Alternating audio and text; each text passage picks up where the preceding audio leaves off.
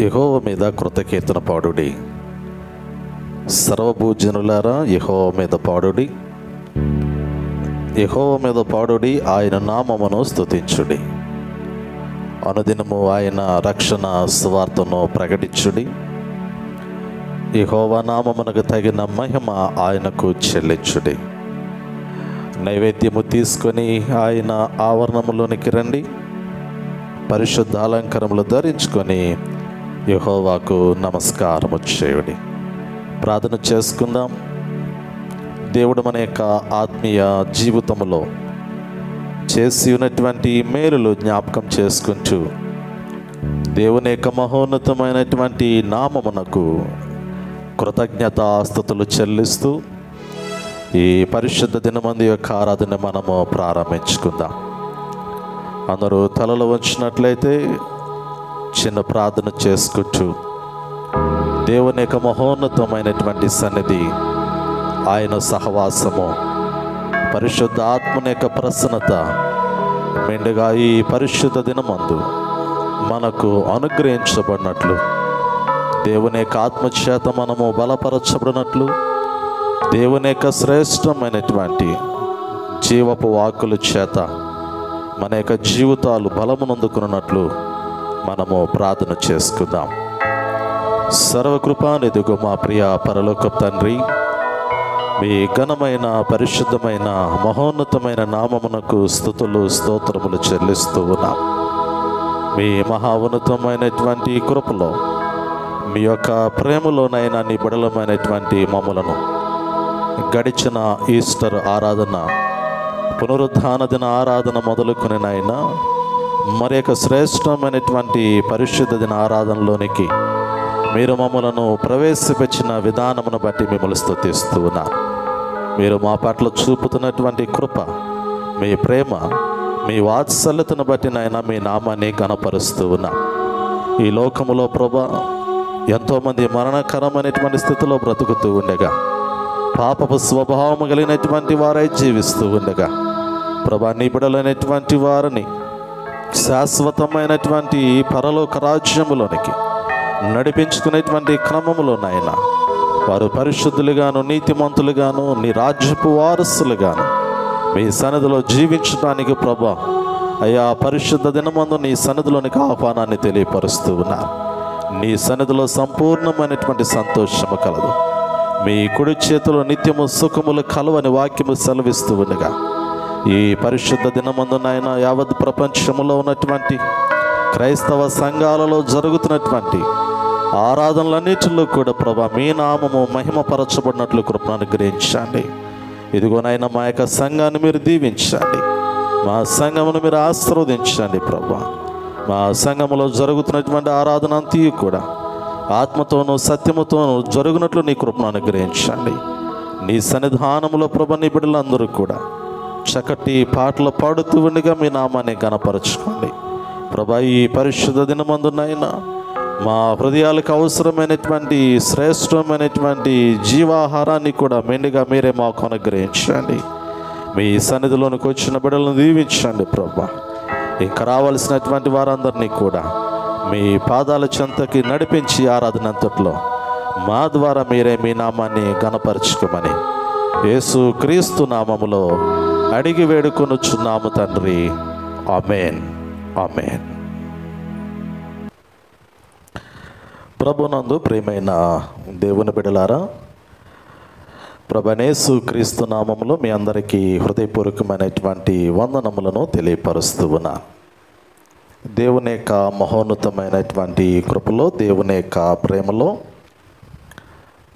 Easter పునరుద్ధాన దిన ఆరాధన తరువాత ఆదివారము దేవుని మందిరంలో చేరి దేవుని నామాన్ని స్తుతించి గణపరచడానికి దేవుడు మనకి ఇస్తున్నటువంటి గొప్ప భాగ్యాన్ని బట్టి నేను ఎంతగానో దేవుని నామాన్ని హెచ్చిస్తూ ఉన్నాను.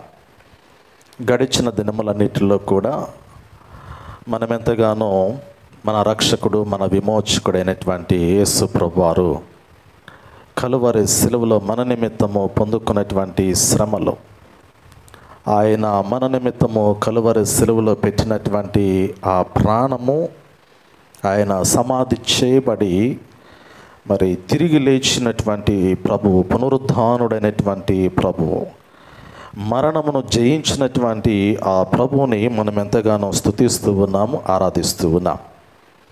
పునరుద్ధాన అనుభవములో మన యొక్క జీవితాలను ముందుకు కొనసాగించుకోవడానికి దేవుని యొక్క వాక్యమును ఆధారము చేసుకొని ముందుకు కొనసాగటానికి పరిశుద్ధాత్మ దేవుడు మనకెంతగానో సహాయం చేయుచున్నాడు. ప్రియులారా, ప్రాముఖ్యంగా పునరుద్ధానుడైనటువంటి ప్రభువారి యొక్క ప్రత్యక్షతలలో ఎమ్మయి మార్గములో నడుస్తున్నటువంటి ఇరువురు శిష్యుల మధ్యలోనికి ప్రభు వచ్చి తాను పొందుకున్నటువంటి మరణ పునరుద్ధానముల గురించి, లేఖనములను గురించి వారికి బోధించి వారి యొక్క మనోనేత్రములను వెలిగించినటువంటి సందర్భాన్ని ఈరోజు మనము ధ్యానించుకోబోతూ ఉన్నాం. యేసు ప్రభువారు సమాధిలో నుండి తిరిగి లేపబడిన తరువాత ఆయన ఆరోహణము చెందటానికి మునుపు, తండ్రి కుడిపార్శ్వమందు ఆసీనుడు కావటానికి మునుపు 40 దినముల వరకు భూమి మీద అనేక మందికి తను తాను ప్రత్యక్షపరుచుకున్నట్లుగా దేవుని లేఖనాలు మనకు సెలవిస్తూ ఉన్నాయి. యేసు ప్రభువారు సుమారు 17 పర్యాయములు అనేక మందికి తను తాను పునరుద్ధాన మహిమతో కూడినటువంటి శరీరాన్ని కనపరుచుకున్నారు. ఆయన శరీరధారిగా మానవ శరీరమును ధరించినటువంటి వాడిగా మరణము పొందుకోవడానికి మునుపు అనేక మంది జన సమూహముల మధ్య ఆయన ఎలా సంచరించాడో, మరి ఆయన మరణము పొంది సమాధి చేయబడి తిరిగి లేపబడిన తరువాత కూడా మహిమ శరీరము కలిగినటువంటి వాడిగా మరి తన యొక్క ప్రత్యక్షతను, తన యొక్క పునరుద్ధాన ప్రత్యక్షతను, తన యొక్క మహిమ రూపమును అనేక మందికి ఆ పునరుద్ధాన ప్రత్యక్షతలలో కనపరిచినట్లుగా మనం చూడగలుగుతూ ఉన్నాం. మొదటి వారాన్ని మనం గమనించగలిగితే ఆ పునరుద్ధానుడైనటువంటి ఈస్టర్ ఆదివారం మొదలుకొని నేటి ఆదివారం వరకు ఈ మధ్యలో ఉన్నటువంటి పునరుద్ధాన అనుభవాలను మనం గమనించగలిగితే, మొదటిది మగ్దలైనటువంటి మరియకు, ఆ తరువాత సమాధి దగ్గరకు వచ్చినటువంటి అనేక మంది స్త్రీలకు, సీమోను పేతురుకు, ఆ తరువాత ఎమ్మయి మార్గములో నడుచుకుంటూ వెళుతున్నటువంటి ప్రభువారి యొక్క శిష్యుల్లో ఒక ఇరువురికి యేసు ప్రభువారు ప్రత్యక్షమైనట్లుగా ఈ వాక్య భాగంలో మనం చూడగలుగుతూ ఉన్నాం. లూకాసు వార్త 24వ అధ్యాయము 13వ వచనం నుండి మీరు గమనించగలిగితే, లూకాసు వార్త 24వ అధ్యాయము 13వ వచనం నుండి 35వ వచనం వరకు లేఖన భాగం వరకు కూడా యెరూషలేము పట్టణమునకు మరి సుమారు ఒక 13 కిలోమీటర్ల దూరంలో ఉన్నటువంటి, అనగా మరి ఒక ఎమ్మయి అనబడినటువంటి గ్రామంలోనికి యేసు ప్రభువారు నడుచుకుంటూ వెళుతున్నటువంటి సందర్భం మనకి ఇక్కడ కనపడుతూ ఉంది. అంటే ఇరువురు శిష్యులు యెరూషలేము పట్టణంలో నుండి వారి గ్రామమైనటువంటి ఎమ్మయిలోనికి వెళుతూ ఉన్నారు. ఆ ఎమ్మయి గ్రామంలోనికి వెళుతూ ఉండగా వారు యేసు ప్రభువారిని గురించి మాట్లాడుకుంటూ ఉన్నారు. ఆయన పొందుకున్నటువంటి శ్రమలు, ఆయన మరణమును గురించి వారు మాట్లాడుకునేటువంటి క్రమములో మరి యేసు ప్రభువారు తానే వారి యొద్దకు వచ్చి వారితో కూడా నడిచి ఆ ప్రభువారికి సంభవించినటువంటి మరణమును ఆయన తెలుసుకుని వారి యొక్క మనోనేత్రములు వెలిగించినటువంటి ఆ సందర్భాన్ని ఈ యొక్క లేఖనాల్లో మనం గమనించగలుగుతూ ఉన్నాం. 60 పర్లాంగుల దూరములో ఉన్నటువంటి గ్రామము ఎమ్మయి మార్గము. ఈ ఎమ్మయి గ్రామము ఇది యెరూషలేము పట్టణమునకు మనం కిలోమీటర్లో గమనించగలిగితే ఇంచుమించు యెరూషలేము పట్టణమునకు ఒక 12-13 కిలోమీటర్ల దూరంలో ఉన్నటువంటి గ్రామము ఎమ్మయి గ్రామము. యేసు ప్రభువారిని వెంబడించినటువంటి శిష్యులలో 12 మంది కాక చాలామంది ఉన్నారు అనే మాట మనందరము తెలిసినటువంటి వారమే. ఎందుకంటే ఆయన 70 మంది శిష్యులను ఇద్దరిద్దరు చొప్పున అనేకమైనటువంటి గ్రామముల్లోనికి పంపించి ఆయన అద్భుతములను, స్వస్థతలను జరిగించినట్లుగా దేవుని యొక్క వాక్యంలో మనకు కనపడుతూ ఉంది. కానీ ముఖ్యంగా 12 మంది అపోస్తలుల యొక్క పేర్లు మనకు కనపడతాయి, కానీ శిష్యుల యొక్క పట్టికలో 12 మంది పేర్లు మనకు కనపడుతూ ఉంటాయి. కానీ పేర్లు లేనటువంటి శిష్యులు, అంటే గ్రంథంలో పేర్లు వ్రాయబడినటువంటి శిష్యులు చాలామంది ఉన్నారు. వారు యేసు ప్రభువారిని దగ్గరగా వెంబడించినటువంటి వారు, ప్రభువుని గురించి బాగుగా ఎరిగినటువంటి వారు ప్రభు యొక్క రక్షణ సువార్తను అనేక మందికి ప్రకటించినటువంటి శిష్యులలో మరి ప్రాముఖ్యంగా ఇక్కడ ఎమ్మయి గ్రామంలో నడుస్తున్నటువంటి క్లియోఫా అనబడినటువంటి ఒక శిష్యుని గురించి మనకు జ్ఞాపకం చేయబడుతూ ఉంది. 20 శిష్యులు మనకు కనపడుతూ ఉన్నారు. పిల్లలు చూడండి, ఒక్కసారి వాక్య భాగాన్ని మనం గమనిద్దాము. లూకాసు సువార్త 24వ అధ్యాయము 13వ వచనంలో ఒక మాట పరిశీలన చేద్దాం. ఇదిగో ఆ దినమందే వారిలో ఇద్దరు యెరూషలేమునకు ఆమడ దూరమున ఉన్న ఎమ్మయి అను ఒక గ్రామమునకు వెళ్ళుచు జరిగిన ఈ సంగతులన్నిటిని గురించి ఒకరితోనొకరు సంభాషించుచుండరి. వారు సంభాషించుచు ఆలోచించుకొనుచుండగా యేసు తానే దగ్గరకు వచ్చి వారితో కూడా నడిచిన. పిల్లలు గమనించండి, వారు సంభాషించి ఆలోచించుకొనుచుండగా యేసు తానే దగ్గరకు వచ్చి వారితో కూడా నడిచను అనే మాట ఇక్కడ జ్ఞాపకం చేయబడుతూ ఉంది. ఈ వాక్య భాగాన్ని అంతటినీ కూడా నేను నాకు జ్ఞాపకం చేశాను కదా. 13వ వచనం నుండి 35వ వచనం వరకు లేఖన భాగాన్ని మీరు మనస్సు పెట్టి చదివితే ఆ యేసు ప్రభువారి గురించి, వారి మధ్యలోనికి వచ్చినటువంటి విధానం గురించి మనకు కనపడుతూ ఉంది. ఒకటి, ఆయన వారితో నడిచెను. రెండోది, ఆయన వారి మాటలు వినెను. మూడోది, ఆయన వారికి లేఖనములను బోధించెను. నాలుగోది, ఆయన వారితో ఉండెను. ఐదోది, ఆయన వారితో భోజనమునకు కూర్చుండెను. ఆరోది, ఆయన వారి మనోనేత్రములు వెలిగించెను. ఆయన వారి మనస్సులను తెరిచెను. ఈ వాక్యం అంతా కూడా మనం గమనించగలిగితే ఆ ప్రభు వారిని శరీరధారిగా చూచినటువంటి శిష్యులు ఇప్పుడు శరీరము లేనటువంటి వాడై, మహిమ శరీరము కలిగినటువంటి వాడై వారి మధ్యలో ఉండగా వారు ఆయన్ని గుర్తుపట్టలేకపోతూ ఉన్నారు. వాక్యాన్ని మనం గమనించగలిగితే ప్రభు యొక్క మాట వారికి వినపడుతూ ఉంది. ప్రభు వారితో ఉన్నప్పటికీ కూడా, ప్రభువారు వారితో నడుస్తూ ఉన్నప్పటికీ కూడా వారితో ఉన్నటువంటి వాడు ప్రభువే అనేటువంటి సంగతిని గ్రహించలేనటువంటి స్థితిలో వారు కనపడుతూ ఉన్నట్లుగా వాక్యములో మనం చూడగలుగుతూ ఉన్నాం. కారణం ఏమిటంటే ఇక్కడే మనకు జ్ఞాపకం చేయబడుతూ ఉంది 16వ వచనంలో, అయితే వారు ఆయనను గుర్తుపట్టలేకుండా వారి కన్నులు మూయబడను అనేటువంటి మాట. వారు గుర్తుపట్టలేకుండా, మరి వారి కన్నులు, ఆయనను వారు గుర్తుపట్టలేకుండా వారు కన్నులు మూయబడి ఉన్నాయి అనేటువంటి మాట. నిజమే కదా. ఆనాడు యేసు ప్రభువారు వారితో ఉన్నప్పటికీ కూడా వారు ప్రభువుని చూడలేనటువంటి స్థితిలో కన్నులు మూయబడి ఉన్నాయి. మాతో ఉన్నటువంటి వాడు మా రక్షకుడే కదా, మాతో ఉన్నటువంటి వాడు మా విమోచకుడే కదా, మాతో ఉన్నటువంటి వాడు మమ్మలను బాగుపరిచినటువంటి వాడే కదా, మాతో ఉన్నటువంటి వాడు మాకు స్వస్థతను అనుగ్రహించినటువంటి వాడే కదా అనేటువంటి ఆ మాటలు వారు గ్రహింపలేనటువంటి స్థితిలో వారు మనోనేత్రములు మూయబడినట్లుగా మనం చూడగలుగుతూ ఉన్నాం. వారు కన్నులు మూయబడ్డాయని వాక్యములో రాయబడింది, కానీ వారు నడుస్తూ ఉన్నారు. బాహ్యపరమైనటువంటి కన్నులు కాదు, ఇక్కడ వారు ప్రభువును చూడగలిగినటువంటి స్థితిలో వారు మనోనేత్రములు మూయబడ్డాయి.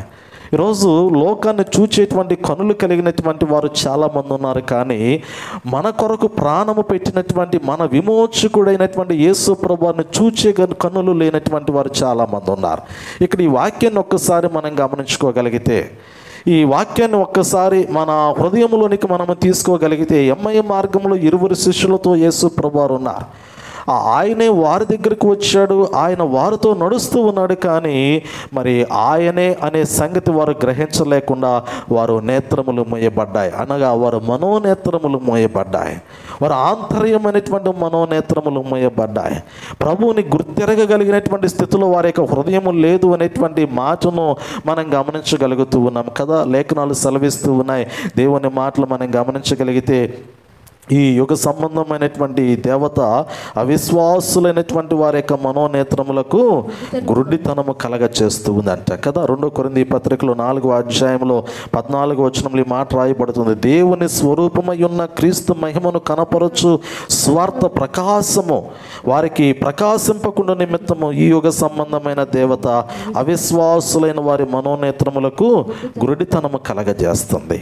నిజంగా ఆనాడు యేసు ప్రభువారు ఆయన మరణము గెలిచి తిరిగి లేచి వారితో ఉన్నప్పటికీ కూడా ఆయనే అనే సంగతిని వారు గ్రహించలేకపోతూ ఉన్నారు. అరే, మా బోధకుడు కదా, మా రక్షకుడు కదా, మా విమోచకుడు కదా, మాతో కలిసి ఉన్నటువంటి వాడు కదా అనేటువంటి ఆలోచన ఈ ఇరువురు శిష్యుల యొక్క హృదయాలలోనికి రాలేనటువంటి స్థితిలో వారి యొక్క కనులు మూయబడి ఉండగా ఆయన వారితో మాట్లాడుతూ వారు మనోనేత్రములు వెలిగించడానికి సంభాషిస్తూ ఉన్నట్లుగా మనం చూడగలుగుతూ ఉన్నాం. మూయబడినటువంటి కనులు తెరవబడాల.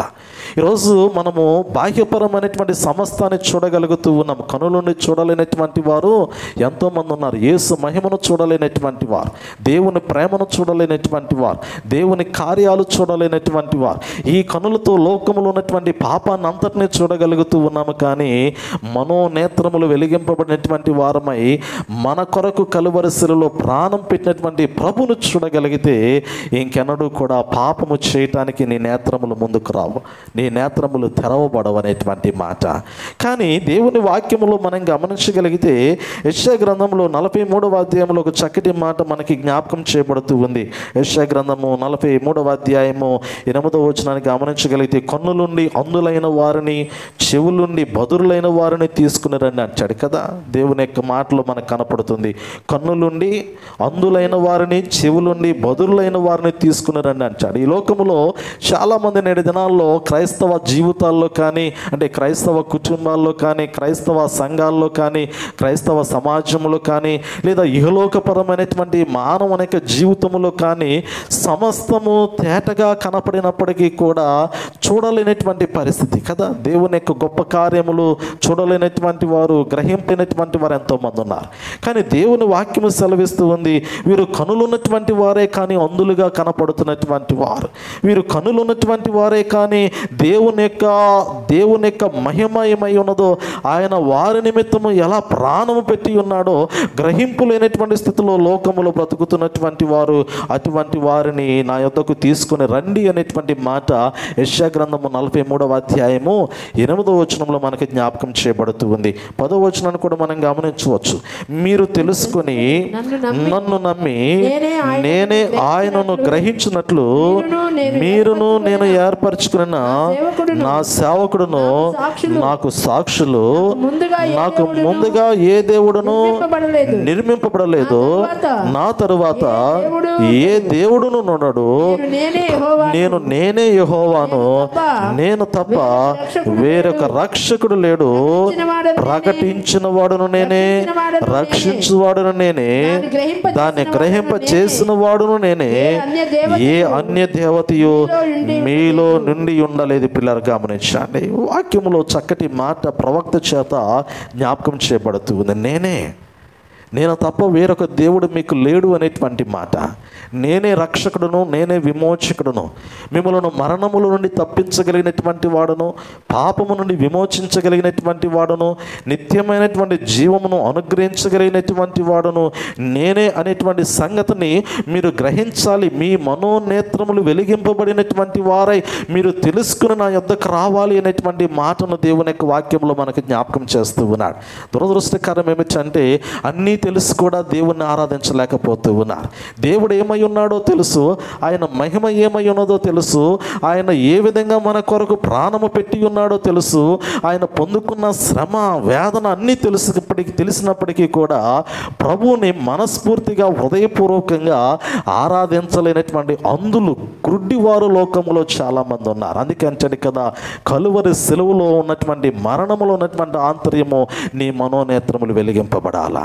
ఈరోజు ఆయన మరణించాడు, ఎవరి కొరకు ఆయన శ్రమపరచబడ్డాడు, ఆయన సిలువ మరణము పొందుకున్నాడు అనే మాటను గడిచిన దినాల్లో మనం 1-2 పర్యాయములు ధ్యానించుకునేటువంటి క్రమములు ఈ మరణము నా నిమిత్తమే కదా, ఈ మరణము నన్ను పాపము నుండి విమోచించుట కొరకే కదా, ఈ మరణము నన్ను మరణ బంధకముల నుండి తప్పించుట కొరకే కదా అని ఆ ధ్యానించుకునేటువంటి అనేక మంది హృదయాలలో ప్రియులారా పునరుద్ధాన అనుభవంలోనికి రావటానికి ఆ మనోనేత్రములు వెలిగింపబడినటువంటి వారై మహిమ స్వరూపాన్ని చూడాలని వాక్యంలో జ్ఞాపకం చేయబడుతూ ఉంది. ఇక్కడ ఎమ్మయ్య మార్గంలో ఇరువురు శిష్యులు కూడా మరి జరిగినటువంటి కార్యములన్నింటిని గురించి మాట్లాడుకొని ఉన్నారు. ఆయన శ్రమలు, ఆయన మరణము. చూడండి వాక్య భాగము లూకాసు వార్త 24వ అధ్యాయంలో రాయబడినటువంటి మాటలు మనం గమనించగలిగితే యేసు ప్రభువు అడుగుతూ ఉన్నారు ఆ మాటను 17వ వచనంలో. ఆయన మీరు నడుచుచు ఒకరితో ఒకరు చెప్పుకొనుచున్న ఈ మాటలు ఏమని అడుగుగా వారు దుఃఖముఖములై నిలిచిరి. వారిలో క్లెయోఫా అనువాడు యెరూషలేములో బస చేయుచుండి ఈ దినములలో అక్కడ జరిగిన సంగతులు నీ ఒక్కడవే ఎరుగవా అని ఆయన అడిగిన పిల్లలు గమనించాలి కదా. అక్కడ యేసు ప్రభు వారు పొందుకున్నటువంటి మరణము యెరూషలేము చుట్టూ ప్రక్కల ప్రాంతములటువంటి జన సమూహములంతటినీ కూడా కలవరపాటుకు గురి చేసినటువంటి మరణము. కానీ ఇక్కడ ఒక శిష్యుడు అడుగుతూ ఉన్నాడు కదా, ప్రభుతో మాట్లాడుతూ ఉన్నాడు కదా, నీవు యెరూషలేము పట్టణంలో నివాసం ఉన్నావు కదా, యెరూషలేము పట్టణంలో బస చేసినటువంటి నీవు అసలు ఆ పట్టణంలో ఏమి జరిగిందో కూడా ఎరగనటువంటి స్థితిలో నీవు ఉన్నావా అని ఆ యొక్క శిష్యుడు, ఈ క్లెయోపా అనబడినటువంటి శిష్యుడు ప్రభుతో అంటూ ఉన్నాడు. చూడండి, క్లెయోపా అనువాడు యెరూషలేములో బస చేయుచుండి ఈ దినములలో అక్కడ జరిగిన సంగతులు నీ ఒక్కడవే ఎరుగువా. యెరూషలేము పట్టణంలో ఉన్నటువంటి వారందరికీ తెలుసు కదా, ఒక మనిషి కుమారుడు, ఒక దేవుని కుమారుడు ఎలా మరణం పొందాడో. కానీ ఎవరి కొరకైతే ప్రాణము పెట్టాడో ఆ ప్రభువును గురించి ఆ ప్రభువుతోనే ఈ క్లెయోపా అనబడినటువంటి శిష్యు మాట్లాడుతూ ఉన్నాడు. నిజంగా ప్రాణము పెట్టినటువంటి వాడు ఆయనే, విమోచకుడు ఆయనే, రక్షకుడు ఆయనే, మరి జీవ ప్రదాత అయినటువంటి క్రీస్తుగా ఎంచబడినటువంటి వాడు ఆయనే. అటువంటి ప్రభుతో ఆ మాట్లాడుతున్నటువంటి మాటను మనం గమనించగలిగితే యేసును గూర్చిన సంగతులే, వారు నజరేయుడైన యేసును గూర్చిన సంగతులని ప్రభువును గురించి మరలా ప్రభువుకి కొన్ని మాటలు వారు బోధిస్తూ ఉన్నట్లుగా మనం చూడగలుగుతూ ఉన్నాం కదా. ఆయన ఎందుకు వచ్చాడు, ఆయన రావడానికి గల కారణం ఏమిటి, ఆయన ఏ విధంగా హింసించబడ్డాడు, ఇవన్నీ కూడా మరలా ఈ క్లెయోపా అనబడినటువంటి శిష్యుడు యేసు ప్రభు వారికి జ్ఞాపకం చేస్తూ ఉన్నాడు. ఆయన దేవుని ఎదుటను ప్రజలందరి ఎదుటను క్రియలలోను వాక్యములోను శక్తిగల ప్రవక్త అయి ఉన్నాడు అనేటువంటి మాట గుర్తు చేస్తూ ఉన్నాడు కదా. యేసు ప్రభు వారు 3.5 సంవత్సరాల సువార్త పరిచర్యలో ఆయన బోధించినటువంటి ప్రతి మాట ఆనాటి దినాల్లో పరిసయ్యులకి, యూదులకి, యూదా మత నాయకులకి, ప్రధానులకు మరి కంటి మీద కునుకు లేనటువంటి రీతిలో వారి యొక్క హృదయాలను వేదనకు గురి చేసినటువంటి మాట. వారందరి యొక్క హృదయాలు కలవరపాటుకు గురైనటువంటి రీతిలో దేవుని యొక్క రాజ్య సువార్తను యేసు ప్రభు వారు ప్రకటించారు. ప్రజలందరి ఎదుటను, అధిపతుల ఎదుటను దేవుని యొక్క వాక్యమును, శక్తి కలిగినటువంటి వాక్యమును ఆయన ప్రకటించి ఉన్నాడు అనేటువంటి మాటను ఈ క్లెయోపా అనబడినటువంటి శిష్యుడు ప్రభుతో మాటలు పంచుకుంటూ ఉన్నట్లుగా మనం చూడగలుగుతూ ఉన్నాం. అదే సమయంలో ప్రధాన యాజకులను, అధికారులను ఆయనను ఎలాగో మరణశిక్షకు అప్పగించిరో, సిలువ వేయించిరో నీకు తెలియదా? మరణము నొందినటువంటి ప్రభువుకే, పునరుద్ధానుడైనటువంటి ప్రభువుకే ఆయన యొక్క మరణమును గురించి, ఆయన శ్రమను గురించి ఈ శిష్యుడు గుర్తు చేస్తూ ఉన్నట్లుగా మనం గమనించగలుగుతూ ఉన్నాం. నిజమే కదా ప్రియులారా, ప్రస్తుత దినాల్లో సమస్త జ్ఞానము కలిగినటువంటి సర్వాంతర్యామైనటువంటి దేవుని ఎదుటికి మన జీవితాలు ఎలా కనపడుతూ ఉన్నాయి అంటే, ఆయన ఏమీ ఎరగనటువంటి వాడు, ఆయన ఏమీ తెలియనటువంటి వాడిగా ఒక్కొక్కసారి మన జీవితాలు దేవుని ఎదుట మనం కనపరుస్తూ ఉంటాం కదా. ప్రార్థన చేస్తే ఆలకించేటువంటి దేవుడు అబద్ధం ఆడితే చూడడా, అబద్ధం ఆడితే వినడా, మోసము చేస్తే కనపడదా? ఈరోజు విశ్వాసముతో ప్రార్థన చేస్తున్నప్పుడు, నమ్మకముతో ప్రార్థన చేస్తున్నప్పుడు, దేవుని చేత నేను దీవించబడ్డాను, దేవుని కృపచేత నేను బలపరచబడ్డాను, దేవుని యొక్క ఉన్నతమైనటువంటి ఆశీర్వాదము నా జీవితంలో, నా కుటుంబ జీవితంలో ఉన్నదని మనం ఎంత గొప్పగా సాక్ష్యం ఇస్తూ ఉంచామో, ఒక్కొక్కసారి మన హృదయ లోతుల్లో ఉన్నటువంటి రహస్యమైనటువంటి పాప స్వభావం అనేటువంటిది దేవునికి తెలియదా? ఆయన ఎరగనటువంటి స్థితిలో కనపడుతూ ఉంచాడా? ఈరోజు నీ ప్రార్థన ఆలకించేటువంటి దేవుడు నీ హృదయంలో ఉన్నటువంటి పాపమును లెక్కించక మానతాడా? ఆ పాపమును పరిగణలోనికి తీసుకోకుండా మానతాడా? దేవుని యొక్క వాక్యములో స్పష్టము చేస్తూ ఉన్నది, ఆయనకి మరుగైనటువంటిది ఏమీ కూడా లేదు కదా, రహస్యమైనది ఏది కూడా దేవుని కనుల ఎదుట కనపడట్లేదు కదా. ఆయన కనులకు సమస్తము తేటముగా ఉన్నట్లుగా, తేటగా కనపడుతూ ఉన్నట్లుగా దేవుని యొక్క వాక్యము కనపడుతూ ఉంది, దేవుని యొక్క వాక్యము జ్ఞాపకం చేస్తూ ఉంది. కానీ లోకములో ఉన్నటువంటి ఉన్నటువంటి మానవుని యొక్క హృదయాలలో దేవుని దృష్టిలో మనము పరిశుద్ధులుగా నీతిమంతులుగా కనపడేటువంటి క్రమంలో యథార్థతను దేవుడు కోరుతూ ఉంచాడు. హృదయంలో కపటత్వము లేనటువంటి జీవితాన్ని దేవుడు కోరుతూ ఉంటాడు ఆయన వెంబడించేటువంటి క్రమంలో. ఇక్కడ ఎమ్మయ్య మార్గంలో ఇరువురు శిష్యులు ప్రభువుని గురించి ఆలోచన కలిగి ఉన్నారు. ప్రభు యొక్క మరణమును గురించి సంభాషిస్తూ ఉన్నారు.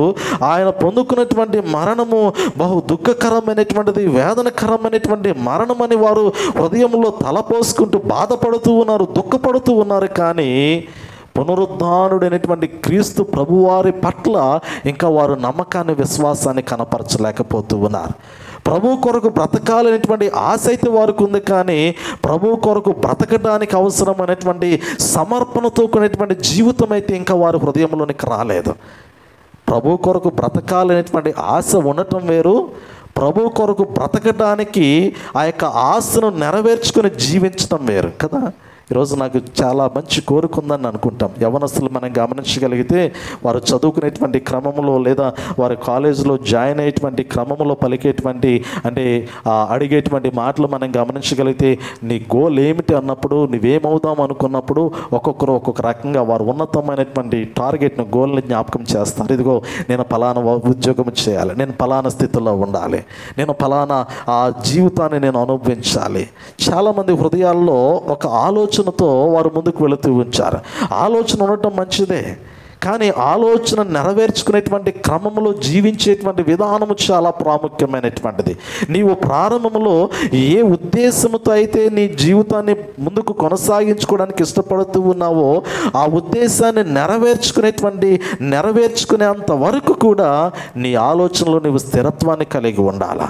నీవు తీసుకునేటువంటి నిర్ణయంలో నీవు స్థిరత్వాన్ని కలిగి ఉండాలా. ఈరోజు ఒక నిర్ణయం తీసుకొని రేపటి దినాన ఆ యొక్క నిర్ణయాన్ని ఏ నిర్ణయం అయితే తీసుకున్నావో ఆ నిర్ణయములో నుండి నీవు తొలగిపోతే నీవు తీసుకున్నటువంటి నిర్ణయము నీవు సఫలీకృతము కాలేనటువంటి స్థితిలో కనపడుతూ ఉంటావు.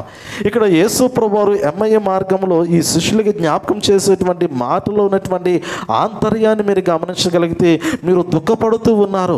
ఒక వ్యక్తి యొక్క హృదయం, ఒక వ్యక్తి యొక్క మరణము మీ హృదయాన్ని కదిలించింది, మీ హృదయంలో దుఃఖము కనపడుతూ ఉంది. మీరు నజరేటువంటి యేసును గూర్చి మీరు సంభాషించుకుంటూ ఉన్నారు, నజరేటువంటి యేసును గూర్చి మీరు మాట్లాడుకుంటూ ఉన్నారు, కానీ ఆ యేసుని ఇంకా మీరు నమ్మలేదు. మీరు యేసును గురించి మాట్లాడుకుంటూ ఉన్నారు, యేసు పొందుకున్నటువంటి మరణాన్ని గురించి మాట్లాడుకుంటూ ఉన్నారు, యేసు పొందుకున్నటువంటి శ్రమలు, వేదనల గురించి మీరు మాట్లాడుకుంటూ ఉన్నారు. ఆయన ఇశ్రాయేలును విమోచించడానికి వచ్చిన వాడనే సంగతి మీరు ఎరిగినటువంటి వారుగా కనపడుతూ ఉన్నారు. ఆయన రక్షకుడు, విమోచకుడని మీరు తెలుసుకునేటువంటి స్థితిలో కనపడుతూ ఉన్నారు, కానీ మీరు ఆయనను పూర్తిగా నమ్మలేదు అనేటువంటి మాటను కూడా యేసు ప్రభువారు ఇక్కడ ఇరువురు శిష్యులతో మాట్లాడినటువంటి సంభాషణలో మనకు కనపడుతూ ఉంది కదా. ఆ వాక్యాన్ని గమనించగలిగితే 24-25 వచనాల్లో మనకు తెలియపరుస్తూ, మాతో కూడా ఉన్న వారిలో కొందరు సమాధి యొద్దకు వెళ్ళి ఆ స్త్రీలు చెప్పినట్టు కనుగొనరి, కానీ ఆయనను చూడలేదని ఆయనతో చెప్పరి. అందుకు ఆయన, అవివేకులారా, ప్రవక్తలు చెప్పిన మాటలన్నిటినీ నమ్మని మందమతులారా, క్రీస్తు ఈలాగు శ్రమపడి తన మహిమలో ప్రవేశించుట అగత్యము కాదని వారితో చెప్పి, మోషేయు సమస్త ప్రవక్తలను మొదలుకొని లేఖనములన్నిటిలో తన గూర్చిన వచ్చిన భావములను వారికి తెలిపిన. పిల్లలకు గమనించండి, అవివేకులారా, ప్రవక్తలు చెప్పిన మాటలన్నిటినీ నమ్మని మందమతులారా కదా. ఆనాటి దినాల్లో దేవుని ప్రవక్తలైనటువంటి వారు ఆయన మరణమును గురించి, పునరుద్ధానమును గురించి, ఆయన ఎలా తిరిగి రాబోతూ ఉన్నాడు అనే దాని గురించి సమస్తమును కూడా లేఖనాల్లో చాలా చక్కగా పొందుపరిచినటువంటి సమయంలో, వారు ప్రకటించినటువంటి సమయంలో ప్రవక్తలు చెప్పినటువంటి మాటల మీద నమ్మకము లేనటువంటి జీవితాలు కనపడుతూ ఉన్నాయి. ప్రస్తుత దినాల్లో కూడా మనం గమనించగలిగితే చాలామంది క్రైస్తవులలో వాక్యము పట్ల నమ్మకం ఉండదు, ప్రభువు పట్ల నమ్మకం నమ్మకం ఉన్నది, విశ్వాసం అనేటువంటిది కనపడదు. కానీ ఏదో క్రైస్తవ కుటుంబాల్లో పుట్టారు కాబట్టి క్రైస్తవులుగా జీవిస్తూ ఉన్నారు. నిజమే కదా? అదే ఒక అన్య కుటుంబంలో పుడితే అన్యుడిగానే జీవించేవాడు. క్రైస్తవ కుటుంబాల్లో పుట్టారు కాబట్టి నామమాత్రం నేను ఎందుకు ఈ మాట అంటూ ఉన్నాను అంటే తప్పుగా అనుకోవద్దా? ఓకే, క్రైస్తవ కుటుంబాల్లో పుట్టినటువంటి స్థితిలో మనము క్రైస్తవులుగా సమాజంలో ఉన్నాము, కానీ క్రీస్తులో జన్మించలేకపోతూ ఉన్నాం, క్రీస్తులో బ్రతకలేకపోతూ ఉన్నాం, క్రీస్తు కొరకు జీవించలేకపోతూ ఉన్నాం, క్రీస్తుతో నడవలేకపోతూ ఉన్నాం, క్రీస్తు మాటలు వినలేకపోతూ ఉన్నాం, క్రీస్తుకు అనుకూలమైనటువంటి జీవితాన్ని మన జీవితంలో చూసుకోలేటువంటి పరిస్థితి కనపడుతూ ఉంది. అందుకే దేవుని వాక్యములు మనం గమనించగలిగితే ఆనాటి దినాల్లో ప్రవక్తలు ఏ మాటలైతే ప్రకటించారో, ఏ మాటలైతే క్రీస్తును గూర్చినటువంటి మాటలు ఆనాటి దినాల్లో ఇశ్రాయేలుకి యూదులకు అందించారో, నేడు కూడా జీవములైనటువంటి దేవుని యొక్క వాక్యం మనతో మాట్లాడుతూ ఉంది. పునరుద్ధానుడైనటువంటి క్రీస్తు మనతో మాట్లాడుతూ ఉన్నప్పటికీ కూడా పునరుద్ధాన అనుభవంలో ఇంకా మన జీవితాల్లో మనము చూసుకోలేనటువంటి స్థితిలో కనపడుతూ ఉన్నాం. కారణం ఏమిటంటే ఇంకా ప్రభువు పట్ల నమ్మకం లేనటువంటి హృదయాలు కనపడుతూ ఉన్నాయి. ఇంకా ప్రభువుని సంపూర్ణంగా విశ్వసించలేనటువంటి జీవితాలు కనపడుతూ ఉన్నట్లుగా దేవుని యొక్క వాక్యములు మనం గమనించగలుగుతూ ఉన్నాం. నిజమే కదా? ధనవంతుడు లాజరు కథలో మనకు జ్ఞాపకం చేయబడుతూ ఉంది. లోకంలో 2 వ్యక్తులు కూడా కలిసి బ్రతికినటువంటి వారు, వారి స్థితిగతులు జ్ఞాపకం చేయబడ్డాయి. ఇద్దరు ఒక సమయంలో లోకాన్ని విడిచిపెట్టారు. లాజరేమో అబ్రహాము రొమ్మున ఆనుకునటానికి కొనుపోబడి ఉన్నాడు. ధనవంతుడేమో వేదనకరమైనటువంటి స్థితిలోనికి కొనిపోబడి ఉన్నాడు. అక్కడ అగ్ని ఆరదు, పురుగు చావదు అనేటువంటి రీతిలో బహువేదన పడుతున్నటువంటి సమయంలో ఈ ధనవంతుడు అబ్రహామును వేడుకుంటూ ఉన్నాడు. వారును చూడండి ఒకసారి లూకాసు సువార్త 16వ అధ్యాయంలో రాయబడినటువంటి మాటలో ఒక మాట మనం గమనించగలిగితే 26వ వచనంలో, అంతేకాక ఇక్కడ నుండి మీ యొద్దకు దాటగోరు వారు దాటి పోజాలకున్నట్లు, అక్కడ వారు మా యొద్దకు దాటి రాజాలకున్నట్లు మాకును మీకును మధ్య మహా అగాధం ఉంచబడి ఉన్నదని చెప్పాను. అప్పుడు అతడు, తండ్రి, అలాగైతే నాకు 5 సహోదరులు ఉన్నారు, వారును ఈ వేదనకరమైన స్థలములోనికి రాకుండా వారికి సాక్ష్యం ఇచ్చుటకై నా తండ్రి ఇంటికి వారిని పంపవలని నిన్ను వేడుకొనుచున్నాను కదా. వేదనకరమైనటువంటి స్థలములోనికి రాకుండా అంటాడు. వేదనకరమైనటువంటి స్థలం ఒకటి ఉన్నది అనే మాట దేవుని వాక్యము మనకు గుర్తు చేస్తూ ఉంది. ఈరోజు ఆయన పుట్టుకును నమ్ముతూ ఉన్నావు, ఆయన పొందుకున్నటువంటి శ్రమలను చూస్తూ ఉన్నావు, ఆయన కలువరి శిలువలో పొందినటువంటి మరణము కనపడుతూ ఉంది, పునరుద్ధానుడైనటువంటి ప్రభువు కనపడుతూ ఉన్నాడు. కానీ నిత్య జీవము, నిత్య నరకం ఎందుకు కనపడలేదు కదా? వీటిని గురించి నువ్వు ఆలోచన చేయగలిగితే పాపం అనేటువంటిది హృదయంలోనికి రాదు కదా, పాప స్వభావం అనేది హృదయాంతరంగంలోనికి ప్రవేశించదు కదా. ప్రభువు కొరకు జీవించాలి, ప్రభువు కొరకు బ్రతకాలి, పరిశుద్ధునిగా ఉండాలి, నీతిమంతునిగా ఉండాలి అనే ఆలోచన చేత ప్రతి దినము కూడా దేవునికి మహిమకరమైనటువంటి రీతిలో జీవితాన్ని నడిపించుకునేటువంటి అవకాశం ఉంటుంది కదా అనేటువంటి మాటను దేవుని యొక్క వాక్యంలో మనకు చక్కగా కనపరుస్తూ ఉన్నాడు. ఈరోజు పునరుద్ధానుడైనటువంటి ప్రభువు పట్ల విశ్వాసం ఉంచినటువంటి వాడు మరి పరలోకమును గురించి, నిత్య నరకమును గురించినటువంటి ఆలోచన కూడా కలిగి ఉండాలి. ఎందుకంటే ఆ రెండు కూడా ఉన్నాయి. దేవుని యొక్క వాక్యములు అందుకే అంచాడు కదా, ఆ మృతులలో నుండి చూడండి వాక్యాన్ని గమనించగలిగితే 29వ వచనం, 16వ అధ్యాయం 29వ వచనము, అందుకు అబ్రహాము వారి యొద్ద మోషేయు ప్రవక్తలు ఉన్నారు, వారి మాటలు వినవలనని అతనితో చెప్పగా అతడు, తండ్రివైన అబ్రహామా, అలాగనవద్దు, మృతులలో నుండి ఒకడు వారి యొద్దకు వెళ్ళిన యెడల వారు మారు మనసు పొందుదురని చెప్పాను.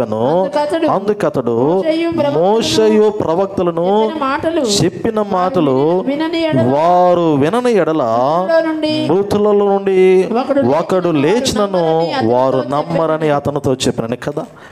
ఈ మార్గంలో సంభాషణలు ఈ మాట మనకు కనపడుతూ ఉంది కదా. యేసుప్రభువారు గుర్తు చేస్తూ ఉన్నారు. మోషేయు ప్రవక్తలు మొదలుకొని లేఖనములు తను గురించినటువంటి మాటలు ముందుగా ప్రకటించారు. పునరుద్ధానుడైనటువంటి క్రీస్తును గూర్చినటువంటి మాటలు జ్ఞాపకం చేయబడ్డాయి. కానీ నమ్మనటువంటి మందమతులు ఇంకా లోకంలో కనపడుతూ ఉన్నారు.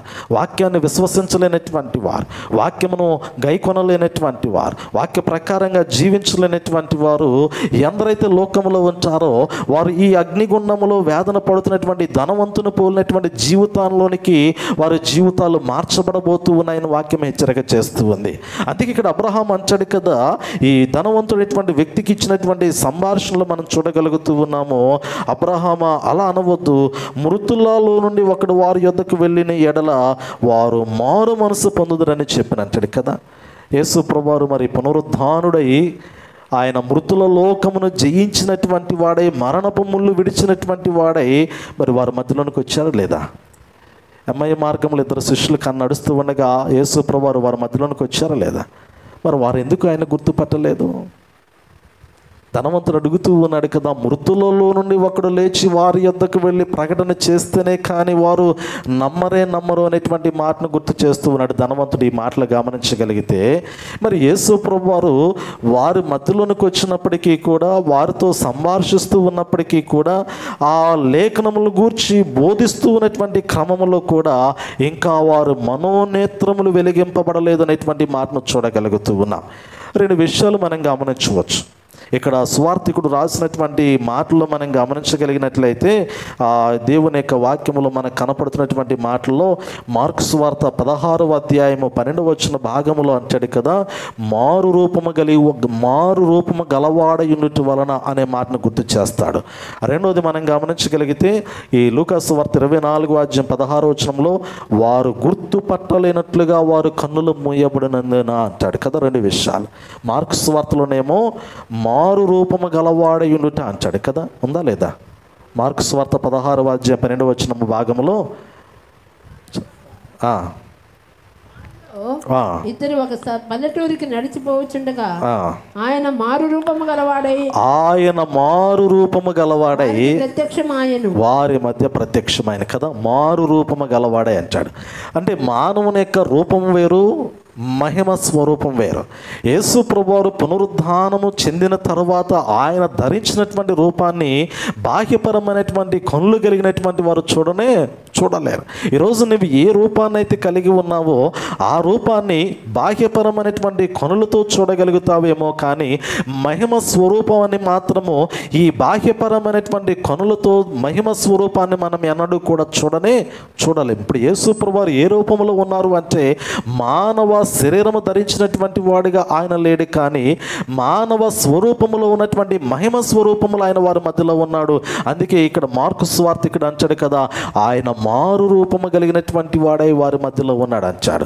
రెండోది లూకా సువార్తికుడు అంటాడు కదా, ఆయనను గ్రహించలేనటువంటి స్థితిలో, ఆయనను గుర్తుపట్టలేనటువంటి స్థితిలో కన్నులు మూయబడి ఉన్నాయి అనేటువంటి మాటను లూకా సువార్తికుడు జ్ఞాపకం చేస్తూ ఉన్నాడు. లూకా సువార్తికుడు ఏమన్నాడు అంటే, వారు మనోనేత్రములు మూయబడి ఉన్నాయి, మనోనేత్రములు వెలిగింపబడలేనటువంటి స్థితిలో వారు ఉన్నారు. కానీ వారు అన్నీ చూస్తూ ఉన్నారు. మాట్లాడుతున్నటువంటి వ్యక్తితో వారు ఆ మాట్లాడుతున్నటువంటి వ్యక్తిని చూస్తూ ఉన్నారు, కానీ ఆ వ్యక్తి యేసు ప్రభువారు, ఆ వ్యక్తి రక్షకుడు, ఆ వ్యక్తి విమోచకుడు, ఆ వ్యక్తి శిలువ మరణము పొందుకున్నటువంటి వాడు, ఆ వ్యక్తి పునరుద్ధానుడై మా మధ్యలో ఉన్నాడని, ఆ వ్యక్తి యేసు ప్రభువారే అనేటువంటి సంగతిని వారు గ్రహించలేకపోతూ ఉన్నారు. కారణం ఏమిటంటే, ఒకటి వారు కన్నులు మూయబడ్డాయి. ఎందుకు మూయబడ్డాయి అంటే మహిమ స్వరూపమును చూడగలిగినటువంటి స్థితిలో వారి హృదయాలు తెరవబడలేదు కాబట్టి. ఇప్పుడు యేసు ప్రభువారు ఈ అమ్మాయి మార్గంలో జరుగుతున్నటువంటి సంభాషణలు మనం గమనించగలిగితే ఆయన లేఖనముల గురించి వారికి బోధిస్తూ ఉన్నాడు కదా. 1 కొరింథీ పత్రిక 15వ అధ్యాయం 3-4 వచనాలు మనం గమనించగలిగితే, లేఖనముల ప్రకారంగా క్రీస్తు మన పాపముల నిమిత్తము మృతి పొందాను, సమాధి చేయబడను, లేఖనముల ప్రకారంగా 3వ దినమును లేపబడినని 1 కొరింథీ పత్రికలో కూడా పౌలు భక్తుడు గుర్తు చేస్తున్నాడు. లేఖనముల ప్రకారంగానే ఆయన శిలువ మరణము పొందుకున్నాడు, లేఖనముల ప్రకారంగానే ఆయన సమాధి చేయబడ్డాడు, లేఖనముల ప్రకారంగానే ఆయన 3వ దినమున తిరిగి లేపబడ్డాడు. లేఖనముల యొక్క నెరవేర్పు ప్రకారంగా యేసు ప్రభువారు సకల మానవాళి పాప విమోచన కొరకు మరణముందాడు అనేటువంటి మాటను చాలా చక్కగా మనకి గుర్తు చేయబడుతూ ఉన్నాయి. తర్వాత మీరు గృహాలకు వెళ్ళిన తర్వాత కీర్తనల గ్రంథము 18వ సంకీర్తన చూడండి. అక్కడ మనకు కనపడుతూ ఉంటుంది. ఇందాక మనం చదువుకున్నటువంటి మరి రెస్పాన్సిబుల్ రీడింగ్లో చదివినటువంటి కీర్తన 62వ సంకీర్తన చూడండి, అక్కడ మనకు కనపడుతూ ఉంది. ప్రభువును గురించి ముందుగా ప్రవక్తలు మాట్లాడినటువంటి ప్రతి మాట కూడా లేఖనాల్లో చాలా జాగ్రత్తగా జ్ఞాపకం చేయబడింది కదా. హోషేయ గ్రంథాన్ని 13వ అధ్యాయము 14వ వచనాన్ని గమనించిన, ఓ మరణమా నీ ముల్లెక్కడా అనేటువంటి మాట, ఓ మరణమా నీ విజయం ఎక్కడా అనే మాట ఆ వాక్య భాగంలో మనకు కనపడుతూ ఉన్నాయి. మరణపు ముళ్ళును విరవటానికి వచ్చినటువంటి వాడు, మరణం మీద విజయం నొందడానికి వచ్చినటువంటి వాడు దేవుని కుమారుడైనటువంటి యేసు ప్రభువారు అనే మాటను ఈ అమ్మయ్య మార్గంలో పునరుద్ధాన ప్రత్యక్షతలలో యేసు ప్రభువారు మరలా లేఖనాలను ఆ ఇరువురు శిష్యులకి బోధిస్తూ ఉన్నట్లుగా మనం చూడగలుగుతూ ఉన్నాం. ఈ ఇరువురు వ్యక్తులకి ఏమి జ్ఞాపకం చేస్తూ ఉన్నారంటే ఆయన మరలా లేఖనాలను బోధిస్తూ ఉన్నాడు. ఆయన గూర్చి రాయబడినటువంటి వాక్యాన్ని వారికి మరలా బోధిస్తూ ఉన్నాడు కదా. దేవుని వాక్యాన్ని పదే పదే ఎన్నిసార్లు చెప్పినా కానీ మనము ఒక్కసారి మనసులోనికి తీసుకోగలుగుతూ ఉంటాం, ఒక్కొక్కసారి మనసులోనికి తీసుకోలేకపోతూ ఉంటాం. ఒకసారి ఒక మీటింగ్ జరుగుతూ ఉందంట.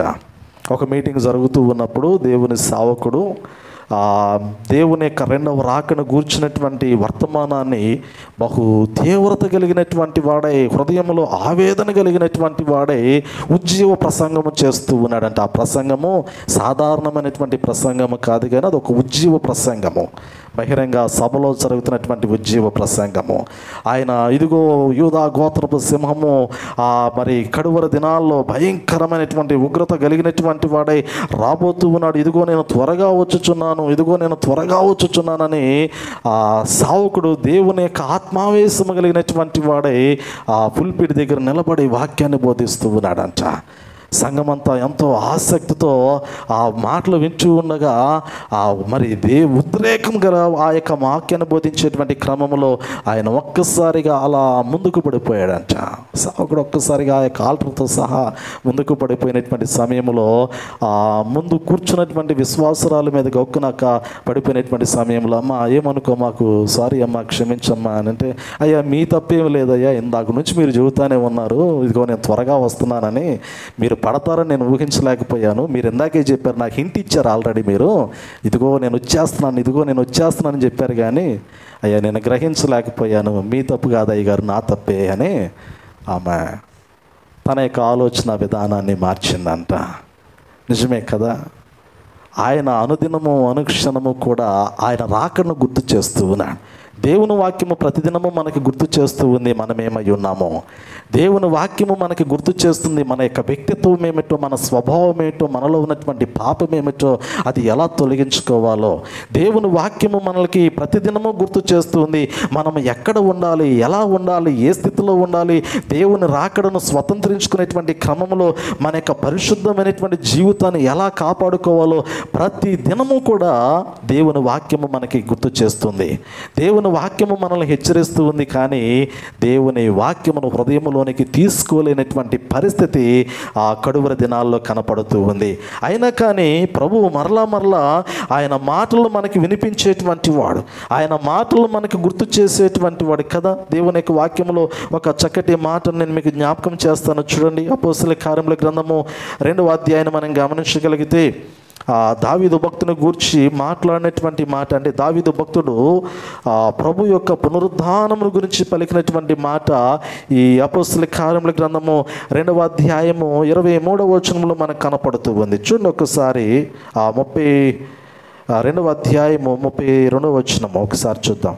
23వ వచనము, దేవుడు నిశ్చయించిన సంకల్పమును ఆయన భవిష్యత్తు జ్ఞానమును అనుసరించి అప్పగింపబడిన ఈయనను మీరు దుష్టుల చేత సిలువ వేయించి చంపితిరి, మరణము ఆయనను బంధించి ఉంచుట అసాధ్యము గనుక దేవుడు మరణ వేదన తొలగించి ఆయనను లేపిన. పిల్లలు గమనించాలి. పరిశుద్ధమైనటువంటి పేతురు భక్తుడు తర్వాత పరిశుద్ధాత్మను పొందుకున్నప్పుడు పలికినటువంటి మాటల్లో చక్కటి మాట మనకి ఇక్కడ జ్ఞాపకం చేయబడుతుంది. దేవుడు నిశ్చయించిన సంకల్పమును ఆయన భవిష్యత్తు జ్ఞానమును అనుసరించి అప్పగింపబడిన ఈయనను మీరు దుష్టుల చేత సిలువేయించి చంపితిరి, మరణము ఆయన బంధించి ఉంచుట అసాధ్యము. అది జరిగేటువంటి పని కాదు. ఎందుకంటే మరణము ముళ్ళును విరవడానికి వచ్చినటువంటి వాడు, ఆది సంభూతుడిగా ఎంచబడినటువంటి వాడు, ఆయన లేకుండా ఏది లేదు. ఒక మాటలో చెప్పాలి అంటే ఆయన ఉనికి లేకుండా లోకానికి ఉనికి లేదు. ఆయన మరణము కలుగునుగా కంటే మరణము ఆయన మూలంగా పుట్టుకొచ్చింది, జీవము కలుగునుగా కంటే జీవం ఆయన మూలంగా పుట్టుకొస్తుంది. మరణమునకు జీవానికి ఆయనే మరి ఆది సంభూతుడిగా ఎంచబడినటువంటి వాడు, అల్ఫా ఒమేగా పిలువబడినటువంటి వాడు, ఆది అంతమయ్యున్నటువంటి వాడు, మరణము లేనటువంటి సజీవుడిగా ఎంచబడినటువంటి వాడు. ఆ ప్రభువుని గురించి ఇక్కడ ఈ అపోస్తుల కార్యముల గ్రంథంలో పేతురు భక్తుడు జ్ఞాపకం చేస్తూ ఉన్నాడు. మరణము ఆయన్ని బంధించి అసాధ్యము. లోకములటువంటి మనుషులు ఆయన్ని మరణము చేత ఆయన పునరుద్ధానమును అడ్డుకోవడానికి ప్రయత్నించారేమో, ఆయన పరిచర్యను అడ్డుకోవడానికి ప్రయత్నించేటువంటి ప్రయత్నాలలో వారు ఒక సాధనములుగా వాడబడ్డారేమో, కానీ ఆ లోక సంబంధమైనటువంటి మరణము ఆయన్ని బంధించలేదు అనేటువంటి మాటను వాక్యంలో మనకి జ్ఞాపకం చేయబడుతూ ఉంది. నిజమే కదా, అది అసాధ్యమైనటువంటి పనిని లోకములటువంటి మనుషులు సాధ్యము చేయడానికి విశ్వ ప్రయత్నాలు చేశారు. ఆయన సమాధిలో ఉండగా సమాధి రాయి దొర్లింపబడేటువంటి క్రమంలో మరి ఆనాటి దినాల్లో యూదులైనటువంటి వారు, ప్రధాన యాజకులైనటువంటి వారు ఈ వంచకుడు అనేటువంటి మాటతో యేసు ప్రభువారిని పలుకుతూ ఉంచారు. యేసు ప్రభువారేమో లోకానికి రక్షకుడిగా ఉంచి ప్రధాన యాజకులు అంటారు కదా, యూదామత నాయకులు అంటారు కదా, ఈ వంచకుడైనటువంటి వాడు బ్రతికి ఉన్నటువంటి దినాలలో ఆయన మరణించి 3వ దినమున తిరిగి లేస్తాను అనేటువంటి మాట మాకు చెప్పాడు. ఆ మాట మాకు గుర్తుంది. ఆయన ఒకవేళ ఆయన శిష్యులైనటువంటి వారు ఆయన ఎత్తుకుని పోయి 3వ దినమున తిరిగి లేస్తాడు అనేటువంటి ఆ మాటను ప్రచురపరుస్తారేమో అనేటువంటి ఉద్దేశంతో ఈ ప్రధాన యాజకులు రోమా అధికారుల యొద్దకు వెళ్ళి అనుమతి తీసుకొని సమాధికి రాయి దొర్లించిన తర్వాత ఆ కొలుసులతో మరి తాకీదు వేసినట్లుగా కదా, దాన్ని ఏమంటారు, ముద్ర వేసినట్లుగా మనం చూడగలుగుతూ ఉన్నాం కదా. ముద్ర వేయబడినటువంటి సమాధి, సీలు వేయబడినటువంటి సమాధి, కాయబడినటువంటి సమాధి. రోమా సైనికులు, ప్రధాన యాజకులు అందరూ కూడా సమాధి ఎదుట కావలి కాస్తూ ఉన్నారు. ఎందుకు ఈ కావలి కాయటం అంటే ఆయన పునరుద్ధానమును అడ్డుకోవడానికి. ఆయన ఏ మాట అయితే చెప్పాడో ఆ మాట నెరవేర్చగలిగినటువంటి వాడు. వారికి ఒక ఆలోచన ఉంది, ఈయన ప్రతిదీ చేస్తూ ఉన్నాడు, ఈయన చెప్పినట్లుగానే 3వ దినమున తిరిగి లేస్తాడేమో, ఆయన తిరిగి ఈ యొక్క సమాధి రాత్రిలో గుండా బయటికి రాకుండా ప్రయత్నించేటువంటి క్రమంలో ఒక ఆలోచన మాత్రమే ఆ యొక్క రోమా సైనికులది కావచ్చు, ప్రధాన యాజకులది కావచ్చు. కానీ మరణం ఆయన బంధించి ఉంచుట సాధ్యము. వీరు ఎంతగా ఆయన మరణాన్ని అడ్డుకోవాలని ప్రయత్నించినా కానీ అది సాధ్యమయ్యేటువంటిది కాదు అనేటువంటి మాట దేవుని యొక్క వాక్యములో మనకి జ్ఞాపకం చేయబడుతూ ఉంది. మరణ వేదన తొలగించి ఆయన లేపబడినటువంటి వాడు అనేటువంటి మాటను ఈ అధ్యాయంలో మనం గమనించగలుగుతూ ఉన్నాం. అందుకే అంటాడు దావీదు భక్తుడు అంటాడు కదా, ఈ 5వ అధ్యాయము అపోస్తుల కార్యముల గ్రంథము 2వ అధ్యాయము 31వ వచనంలో, క్రీస్తు పాతాళములో విడవబడలేదనియు ఆయన శరీరము కుళ్ళిపోలేదనియు దావీదు ముందుగా తెలుసుకొని ఆయన పునరుద్ధానమును గూర్చి చెప్పాను అంటాడు కదా. ఆయన పునరుద్ధానమును గురించి చెప్పాను. ఆయన పాతాళములో విడవబడలేదు, ఆయన శరీరము కుళ్ళిపోలేదు అనేటువంటి మాట.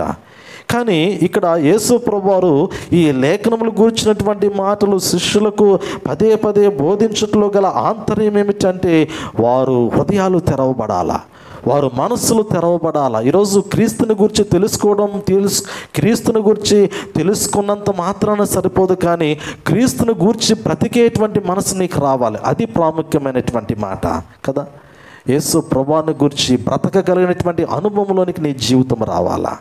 ఈ లోకంలో గొప్ప గనులైనటువంటి వ్యక్తులు మనందరికీ తెలుస్తూ ఉంటుంది, కానీ మనము గనులైనటువంటి వ్యక్తులకి తెలిసేటువంటి స్థితిలో మన జీవితాలు ఉన్నాం కదా. ప్రస్తుత దినాల్లో మనం గమనించగలిగితే మన ముఖ్యమంత్రి గారు నాకు బాగా తెలుసు. న్యూస్లో చూస్తానే కాబట్టి, టీవీలో చూస్తానే కాబట్టి, అన్ని విషయాల్లో చూస్తానే తెలుసు. అంటే మీరేదో ముఖపరిచయం అనుకుంటున్నారేమో, కాదు సుమా కదా. న్యూస్ను బట్టి, టీవీలను బట్టి ఆయన మన ముఖ్యమంత్రి కాబట్టి ముఖ్యమంత్రి గారు నాకు బాగా తెలుసు అనుకుంటాం. ఎందుకంటే ఫెమిలియర్ పర్సన్ కాబట్టి మనము ఆయన విషయాల్లో ఆయన గురించినటువంటి మాటలు మనం వింటూ ఉంటాం. కానీ నేను ముఖ్యమంత్రి గారికి తెలిసిద్దా? తెలియదు. సుమారు 7 కోట్ల మంది జనసమూహంలో నేను ఒక్కడంతే. కదా. మన ఆంధ్ర రాష్ట్రంలో 7 కోట్ల మంది, ఎంతనా జనాభా? 7, 8 సుమారు. ఎన్ని కోట్లైనా కానీ 7 కోట్ల మందిలో నేనొక్కడిని, నువ్వు ఒక్కడు అంతే. అవునా కాదా? నీ గురించి నా గురించి తెలుసుకోవాల్సినంత అవసరత ఉంటుందా? అంత అవకాశం కూడా ఉండదు. వారికి ఉండేటువంటి పనులు వారికి ఉంటే, వారికి ఉండే బాధ్యతలు వారికి ఉంటాయి. ఎందుకు ఈ మాట జ్ఞాపకం చేస్తూ ఉన్నాను అంటే, మన రక్షకుడు, మన విమోచకుడైనటువంటి యేసు ప్రభువారు నీవేంటో తెలిసినటువంటి వాడు, నీ హృదయం ఏంటో తెలిసినటువంటి వాడు.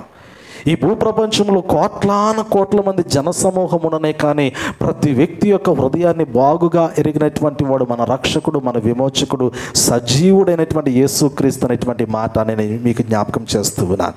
ఈ లోకములో నిన్ను పట్టించుకునేటువంటి వ్యక్తి ఉన్నా లేకపోయినా, నీ గురించి ఆలోచన చేసే వ్యక్తి ఉన్నా లేకపోయినా, నీ అక్కరలు, నీ అవసరతల్లో, నీ ఇబ్బందులలో నీకు తోడుగా ఉండే వ్యక్తి ఉన్నా లేకపోయినా, నీ విమోచకుడు నీతో ఉన్నాడు, నీ రక్షకుడు నీతో ఉన్నాడు, పునరుద్ధానుడైనటువంటి ప్రభు నీతో ఉంటే చాలు, నీ జీవితంలో సమస్తము నీతో ఉన్నట్లేనే మాట దేవుని వాక్యము చేత నేను మీకు జ్ఞాపకం చేస్తూ ఉన్నాను. ఈరోజు ప్రభు గురించి నువ్వు తెలుసుకున్నంత మాత్రాన సరిపోదు, కానీ ప్రభు కొరకు బ్రతికేటువంటి అనుభవంలో నీ జీవితం ఉండాలి. ప్రభు కొరకు ప్రాణము పెట్టగలిగినటువంటి స్థితిలోనైనా కానీ మన హృదయము ఆయన తట్టు తిప్పబడాలి అనేటువంటి మాటను నేను మీకు గుర్తు చేస్తూ ఉన్నాను. ఎంఐ మార్గంలో వీరు ప్రభు గురించి ఆలోచన చేస్తూ ఉన్నారు, ప్రభు మరణమును గురించి దుఃఖపడుతూ ఉన్నారు, ఆయన లేఖనములు గూర్చినటువంటి మాటలు వింటూ ఉన్నారు, కానీ అప్పటికి వారు ప్రభువును చూడలేకపోతూ ఉన్నారు. ప్రభు మాటలు వింటూ ఉన్నప్పటికీ కూడా వారు ప్రభువును గుర్తుపట్టలేకపోతూ ఉన్నారు. సాయంకాల సమయం అవుతుంది, ప్రొద్దుగురుకుతుంది, వారు ప్రభుతో అంటూ ఉన్నారు కదా, 29వ వచనము, వారు సాయంకాలము కావచ్చినది, ప్రొద్దుగురుకినది, మాతో కూడా ఉండమని చెప్పి ఆయనను బలవంతము చేసిరి గనుక ఆయన వారితో కూడా ఉండుటకు లోపలికి వెళ్ళాను. కదా, ఎంత చక్కటి మాట అయ్యా. చక్కటి మాటలు నువ్వు మాకు బోధిస్తూ ఉన్నావు. లేఖనాలను గూర్చినటువంటి ప్రభువును గూర్చి ఏ లేఖనాలు అయితే జ్ఞాపకం చేయబడ్డాయో ఆ లేఖనాలన్నింటినీ కూడా మాకు విశదీకరిస్తూ ఉన్నావు. ఇదిగో ఎలాగో సాయంకాలం అయిపోయింది, ప్రొద్దుగూకింది, కాబట్టి నువ్వు మాతో ఉండు, మాతో కలిసి భోజనమునకు కూర్చోమని వారు ప్రభువుని బలవంతము చేసినటువంటి సమయంలో ఆయన వారితో కూడా ఉండుటకు లోపలికి వెళ్ళాడు అంటాడు కదా. ఆయన వారితో కూడా ఉండుటకు లోపలికి వెళ్ళిన అంటాడు. ఈరోజు హృదయం అనేటువంటి వాకిట ఎదుట నిలబడి తలుపు తడుతూ ఉన్నాడు ప్రభువారు. ఈరోజు ఆయన నీతో ఉండాలని, ఆయన నీలో ఉండాలని, ఆయన నీతో కలిసి భోజనము చేయాలని, ఆయన నీ సంతోషాన్ని తన సంతోషంగా మరల్చుకోవాలని, ఆయన సంతోషమంతా నీ జీవితంలో, నీ కుటుంబంలో పరిపూర్ణమైనటువంటి సంతోషంగా ఉండాలని ఇప్పటికీ ఆయన వెలుపల నిలబడి ఉన్నాడు కదా. ఈ శిష్యులు ఇరువురు కూడా ఆయన ఆహ్వానిస్తూ ఉన్నారు. ఈరోజు నువ్వు ప్రభువుని ఆహ్వానించాలా. ఈరోజు పునరుద్ధాన ప్రత్యక్షతలో నేను మీకు జ్ఞాపకం చేస్తున్నటువంటి మాట ఏమిటంటే, ప్రభువును నీ హృదయంలోనికి ఆహ్వానించు. ఈ ఇరువురు శిష్యులు ప్రభువుని మాటలు వింటూ ఉన్నటువంటి క్రమంలో వారు బలవంతము చేస్తూ ఉన్నారయ్యా, ప్రొద్దుగూకిపోయింది కదా, రా, నువ్వు మా ఇంటికి రా, మాతో ఉండు, ఇదిగో మాతో కలిసి ఉండు అని ఆయనను బలవంతము చేసి ఆయనను వారితో కూడా లోపల ఉండటానికి తీసుకుని వెళ్ళారు. బయట నిలబెట్టలేదు. అయ్యా నువ్వు ఇక్కడే ఉండు, నీ దారి వేరే కదా, ఇప్పుడు వరకు మనం కలిసి వచ్చాము, ఇదిగో యెరూషలేము పట్టణం నుండి ఎంఐ మార్గంలోనికి, ఎంఐ గ్రామంలో నడుచుకుంటూ వచ్చాము. సుమారు ఇంచుమించు 60 పర్లాంగుల దూరం ఇది. 60 పర్లాంగులు అంటే ఇంచుమించు 12 కిలోమీటర్ల ప్రయాణం చేశాము. ఇక మేము వెళ్ళాల్సినటువంటి స్థలం వచ్చేసింది, నువ్వు ఎక్కడికి వెళ్ళాలనుకుంటున్నావు అక్కడికి వెళ్ళిపో అని ఆ ఇరువురు శిష్యులు ఆయన వెళ్ళిపోమని చెప్పలేదు కదా, చెప్పలేదు. కానీ ఆ ఇరువురు శిష్యులు అంటూ ఉన్నారు కదా, ప్రొద్దుగూకింది కదా, సాయంకాలం అయింది కదా, ఇంతవరకు సుదీర్ఘ ప్రయాణం చేశాము కదా, ఈ ప్రయాణం అంతట్లో కూడా మాతో కలిసి నువ్వు ప్రయాణించావు కదా, ఇదిగో మా హృదయాలను, మా యొక్క హృదయాల్లో ఉన్నటువంటి వేదనని, దుఃఖమును నివారణ కలిగించేటువంటి మాటలు, క్రీస్తును గూర్చినటువంటి పునరుద్ధాన సంగతులైనటువంటి మాటలు నువ్వు మాకు బోధించావు కదా, ఇదిగో మాతో కలిసి మా ఇంట్లోనికి రా అని ఆయనని ఇంట్లోనికి ఆహ్వానించినటువంటి విధానం కనపడుతుంది. ఈరోజు ప్రభువుని గురించి నువ్వు ఆయన పొందుకున్నటువంటి మరణమును గురించి నువ్వు తెలుసుకోవటం కాదు, కానీ ఆయన నీ కొరకే మరణించాడు అని నువ్వు ప్రభు కొరకు బ్రతికేటువంటి తీర్మానం కలిగి ఉండాలి. ఇది ప్రాముఖ్యమైనటువంటి ఉద్దేశము. ఇది దేవుని యొక్క తలంపు. దేవుని యొక్క తలంపులలో, దేవుని యొక్క ఉద్దేశంలో ఆలోచన ఇదే. ప్రభువును చూచి జాలిపడడానికి దేవుడు మనల్ని పిలవలేదు కదా. అయ్యో నా కొరకు ఆయన సిలువ మరణం పొందిందని ఏదో 2 కన్నీరు కార్చేసి ఏదో కొంచెం జాలి చూపించి అక్కడితో ముగించేసుకుని వెళ్ళిపోవడానికి కాదు మన జీవితాలు పిలువబడింది. ఎందుకు మన జీవితాలు పిలువబడ్డాయి అంటే, ఇదిగో నీ కొరకు ప్రాణము పెట్టినటువంటి ప్రభు కొరకు బ్రతకడానికి ప్రభు నన్ను పిలిచాడు. కానీ ఏదో ప్రభు మన కొరకు మరణించాడు కదా అని మరి కన్నీరు కార్చి వెళ్ళిపోవటానికి కాదు. పరలోక రాజ్యంలో మన జీవితాలు ఉండటానికి ప్రభు మనల్ని పిలిచాడు. యేసు ప్రభువారు వారితో కలిసి లోపలికి వెళ్ళినప్పుడు ఆయన వారితో కూడా భోజనమునకు కూర్చున్నప్పుడు 30వ వచనంలో అంటాడు, ఆయన వారితో కూడా భోజనమునకు కూర్చున్నప్పుడు ఒక రొట్టెను పట్టుకొని స్తోత్రము చేసి దాన్ని విరిచి వారికి పంచిపెట్టగా వారు కన్నులు తెరవబడి ఆయనను గుర్తుపట్టిరి కదా. అప్పటి వరకు ఆయన రక్షకుడు, ఆయన విమోచకుడు, ఆయనే బోధకుడు, ఆయనే సజీవుడైనటువంటి యేసు ప్రభువారు అనేటువంటి సంగతిని వారు గ్రహించలేకపోయారు.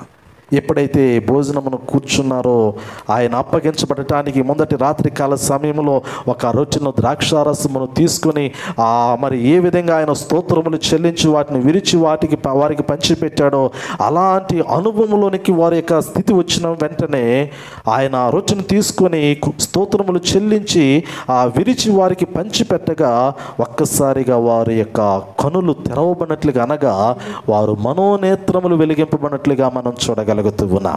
అంటే అప్పటి వరకు వారి కనులు లేవా? చిన్నపిల్లలు అనుకుంటా ఉండొచ్చు, ఇప్పటి వరకు వెళ్ళిన కళ్ళు లేనటువంటి గుడ్డివారా నడిచింది కాదు.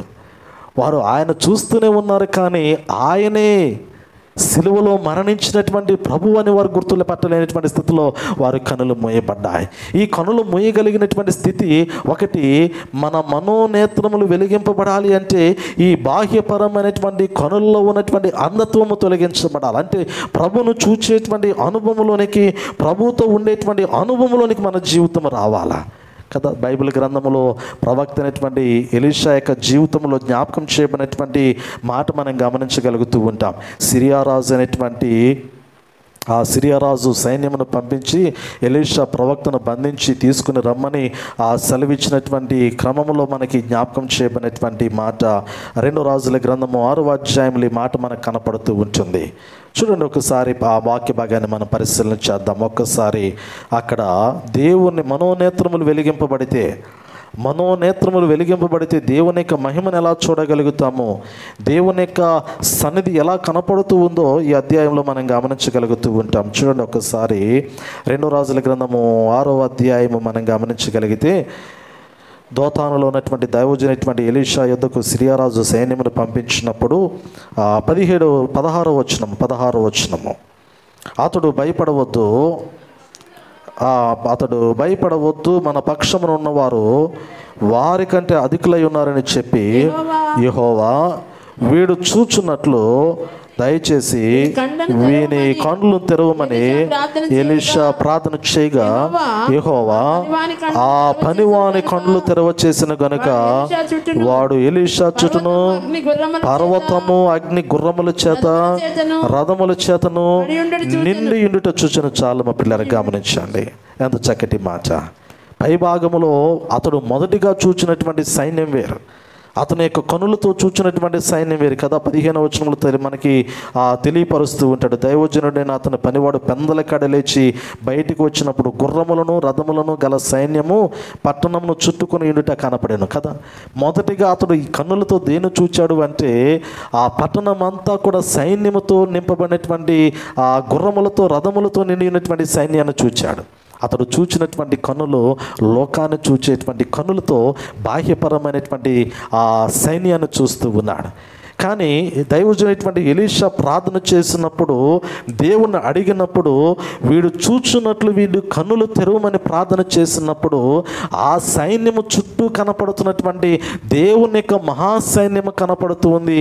మహిమ కన్నులు కలిగినటువంటి వాడిగా, వెలిగింపబడినటువంటి కన్నులు కలిగినటువంటి వాడిగా, మనోనేత్రములు వెలిగింపబడినటువంటి స్థితిలో ఉన్నటువంటి వాడిగా జీవితం ఉంటే దేవుని యొక్క అద్భుతమైనటువంటి కార్యాన్ని చూడగలుగుతాం. దేవుని యొక్క అతీతమైనటువంటి శక్తిని మనం చూడగలుగుతాము, ఆ మహిమను మనం చూడగలుగుతామంటాడు కదా. ఇక్కడ దేవుని యొక్క సైన్యాన్ని చూచినట్లు అతడు కనులను దేవుడు తెరిచాడు. ఈ ఎంఐ మార్గంలో మనం గమనించగలిగితే అప్పటి వరకు మూయబడినటువంటి కనులు కలిగినటువంటి స్థితిలో ఉన్నటువంటి వారు ఆయన రొట్టెను పట్టుకొని దాన్ని స్తోత్రములు చెల్లించి విరిచి వారికి పంచిపెట్టినప్పుడు వారు కన్నులు తెరవబడ్డాయి, వారు మనోనేత్రములు వెలిగింపబడ్డాయి.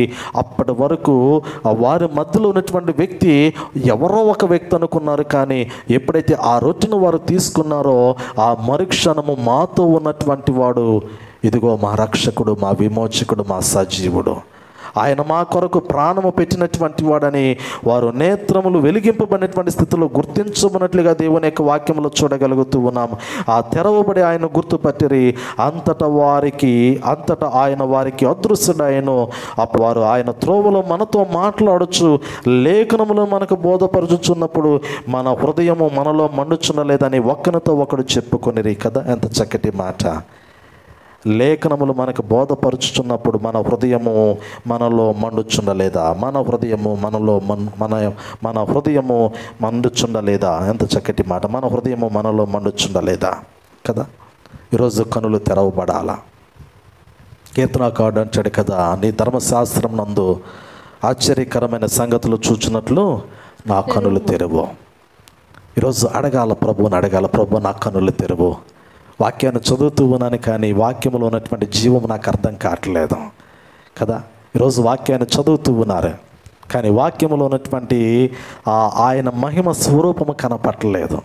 ఆయనే వాక్యము, ఆయనే శరీరము కదా. శరీరధారి అయినటువంటి ఆయన వాక్య రూపములో మన మధ్యలో ఉన్నాడు, కానీ కేవలము పరిశుద్ధ గ్రంథము, జీవమైనటువంటి గ్రంథము, ప్రాణముతో మనతో మాట్లాడుతున్నటువంటి గ్రంథము, ఆత్మ కలిగినటువంటి గ్రంథము, పరిశుద్ధతను కలిగి ఉన్నటువంటి గ్రంథము. ఈ గ్రంథము చేతిలో ఉన్నప్పటికీ కూడా అది మానవుని యొక్క స్వహస్తాలలో ఉండగా బాహ్యపరమైనటువంటి కనులతో చూస్తే అదొక పుస్తకం మాత్రమే. మనోనేత్రములు వెలిగింపబడినటువంటి స్థితిలో నువ్వు గ్రంథాన్ని చూస్తే అది నీకు జీవం అంటాడు. అది నీకు జీవము, అదే నీకు ప్రాణాధారము. అది నిన్ను బ్రతికించడానికి నీ యొక్క జీవితంలోనికి దేవుని చేత ఇవ్వబడినటువంటి సజీవమైనటువంటి గ్రంథము. ఆకాశములు ఏమైపోతుందేమో కానీ, భూమి అంతమైపోతుందేమో కానీ, సమస్తము కూడా దేవుని యొక్క సమస్త సృష్టి పంచభూతములు మిక్కటముతో లయమైపోతాయేమో కానీ దేవుని వాక్యము నిత్యము నిలుచుంటుందంట. దేవుని వాక్యము నిత్యము నిలుచుండేటువంటిది.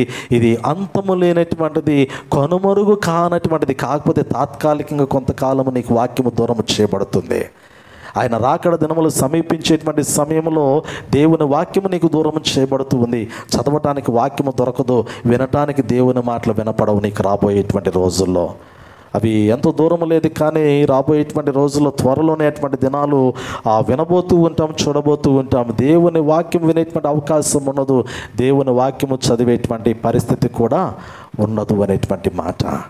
కానీ నీకు అవకాశం ఉండగానే నీ మనోనేత్రములు వెలిగింపబడాలా. వాక్యంలో ఉన్నటువంటి జీవాన్ని నువ్వు చూడాలా. పునరుత్థానుడైనటువంటి ప్రభువులో నీ జీవితాన్ని నువ్వు చూసుకునేటువంటి అనుభవంలోనికి రావాలి. ఆ అనుభవంలోనికి నువ్వు రావాలి అంటే నీ హృదయము మండించబడాలా. నీ హృదయము తృష్ణగలిగినటువంటి హృదయముగా మండుతూ ఉండాలా. దేవుని కొరకు మండుతూ ఉండాలా. నీలో నీవు మంట కలిగినటువంటి వాడవై నీ ఉండాలి అనేటువంటి మాటను జ్ఞాపకం చేస్తూ ఉన్నా. నీ హృదయము మండలేదంటే ఒక్కటి ఆలోచన. వాక్యము చేత నీ హృదయం మండించబడట్లేదు అంటే ద్వితీయోపదేశకాండంలో రాసిన మాట, చక్కటి మాట, మోషే రాసినటువంటి గ్రంథాల్లో రాయబడినటువంటి మాట. ద్వితీయోపదేశకాండము 11వ అధ్యాయం 16వ వచనంలో రాయబడినటువంటి మాట ఏమిటంటే, మీ హృదయము మాయలలో చిక్కి త్రోవ విడిచి అంటాడు. మీ హృదయము మాయలలో చిక్కి త్రోవ విడిచి ఇతర దేవతలను పూజించి వాటికి నమస్కరింపకుండా మీరు జాగ్రత్త పడుడి అంటాడు. అవునా? ఉందా? ఒకసారి చూడండి, ఆ వాక్యాన్ని చూడండి. ద్వితీయోపదేశకాండము 11వ అధ్యాయం 16వ వచనము. మీ హృదయము మాయలలో చిక్కి త్రోవ విడిచి ఇతర దేవతలను పూజించి వాటికి నమస్కరింపకుండా మీరు జాగ్రత్త పడి అంటాడు కదా. జాగ్రత్త పడమంటాడు. నీ హృదయము విషయంలో జాగ్రత్త అంటాడు. అదేమిటంటే మీ హృదయము మాయలలో చిక్కి త్రోవ విడిచి అంటాడు కదా. ఈరోజు చాలామంది హృదయాలు ఎప్పుడో తొలగిపోయాయి. దేవుని సముఖములో ఉండి మానవుని యొక్క హృదయము తొలగిపోయింది, మాయలలో చిక్కబడింది. మాయలు ఎన్నో ఉన్నాయి ఈ లోకములో కదా. ఒకటా రెండా? ఎన్ని మాయలని చూద్దాం. ప్రస్తుతం మన చేతిలో ఉన్నటువంటి మాయా ప్రపంచమే ఇది. ఈ మాయా ప్రపంచంలో మానవుని యొక్క హృదయము కొనసాగుతున్నటువంటి హృదయాలుగా కనపడుతూ ఉన్నాయి. ఇది ఉంటే చాలు, ఇంకేది అవసరం లేదు అంటాడు కదా. ఇప్పుడు ఉన్నటువంటి అదేమంటే టెక్నాలజీ, మారుతున్నటువంటి టెక్నాలజీ అంటాడు. లోకానికి ఈ టెక్నాలజీ ఏమో, కానీ నీ ఆత్మీయ జీవితానికి ఇది టెక్నాలజీ కాదు కదా. నీ ఆత్మకు కావాల్సింది పరిశుద్ధమైనటువంటి జీవపు గ్రంథమే, కానీ లోకములో ఉన్నటువంటి టెక్నాలజీల మాయలలో చిక్కబడి ఈరోజు పాప ప్రపంచంలో బ్రతుకుతూ దేనికి దూరం అయిపోతూ ఉన్నావు అంటే పునరుద్ధాన అనుభవానికి దూరం అయిపోతూ ఉన్నాం. ప్రభువును చూచేటువంటి అనుభవానికి దూరం అయిపోతూ ఉన్నాం. ప్రభుతో సంతోషంగా గడపగలిగినటువంటి ఆ అనుభవానికి దూరం అయిపోతున్నటువంటి హృదయాలు మనకు కనపడుతూ ఉన్నాయి. ఆయన సన్నిధికి పరిగెత్తుకొని రాలేనటువంటి హృదయాలు కనపడుతూ ఉన్నాయి.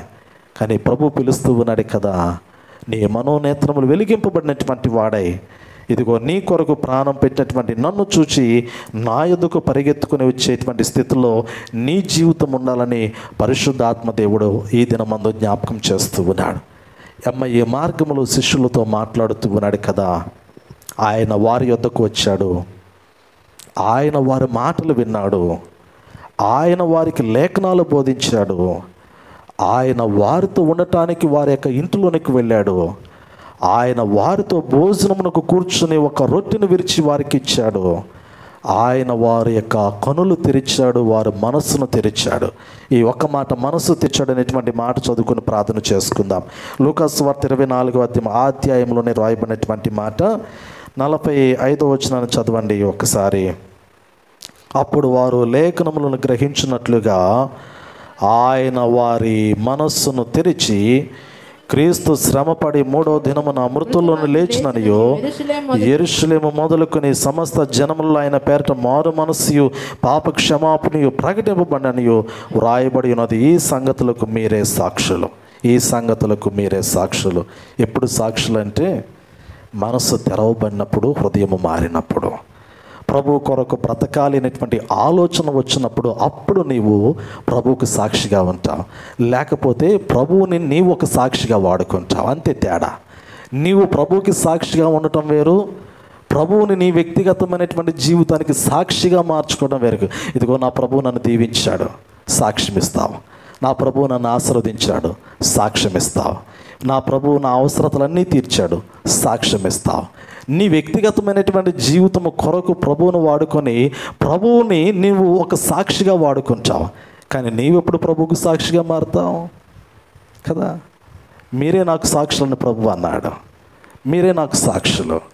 మరి నీవు ప్రభువుకి ఎలా సాక్షిగా జీవించగలుగుతావంటే నీ హృదయం మారినప్పుడు, నీ మనస్సు మారినప్పుడు, నీ మనోనేత్రములు వెలిగింపబడినప్పుడు, ప్రభువు కొరకు జీవించాలనేటువంటి హృదయంలో తపన పుట్టినప్పుడు, ప్రభువు కొరకు సమస్తమును విడిచిపెట్టగలిగినటువంటి అనుభవంలోనికి నువ్వు వచ్చినప్పుడు అప్పుడు నువ్వు ప్రభువుకి సాక్షిగా ఉంటావు. కానీ ఇప్పుడు నువ్వు ఉండేటువంటి జీవితంలో ఉన్నటువంటి సాక్ష్యము లోకములో నీ కొరకు ఉపయోగించుకునేటువంటి సాక్ష్యమే. కానీ ప్రభు కొరకు నువ్వేం చేసావు సాక్ష్యం చెప్పమంటే, ఒక్క మాటలో ఈరోజు సాక్ష్యం చెప్పమంటే ప్రభు కొరకు నువ్వు ఎలా సాక్షిగా ఉన్నావు ఏం చెప్పగలుగుతావు?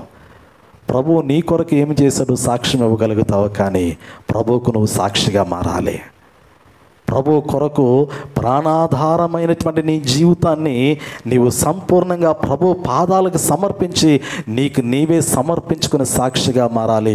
అందుకు ప్రభు అంటూ ఉన్నాడు కదా, మీరే నాకు సాక్షులు అంటూ ఉన్నాడు. ఈరోజు నువ్వు సాక్షిగా ప్రభు కొరకు బ్రతుకున్నట్లు పరిశుద్ధ ఆత్మదేవుడు సహాయం చేయనుగాక.